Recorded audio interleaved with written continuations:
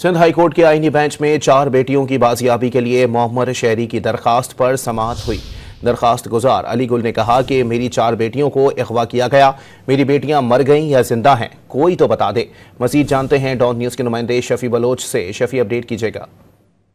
जी, अली गुल नबी शहरी की जानिब से उनकी 4 बेटियों की बाजियाबी के लिए दायर दरख्वास्त की समाअत हुई, जहां पर बुजुर्ग शहरी ने अदालत के सामने दुआइयां दी कि उनकी बेटियों को कई अर्सा गुजरने के बाद भी ताहाल बाजियाब नहीं कराया जा सका।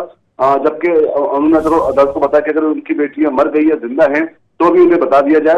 उन्होंने कहा कि पहले 2017 में उनकी बेटियों को अगवा किया गया था, फिर उसके बाद 19 को उनकी बेटियां बाजियाब हुई और इस वाक़े का मुकदमा भी दर्ज कराया गया था। लेकिन एक बार फिर 2019 में जो है उनकी बेटियों को अगवा किया गया है और तब से लेकर आज तक उनकी बेटियों को कुछ पता नहीं चल रहा कि वो कहाँ है और किस हाल में है।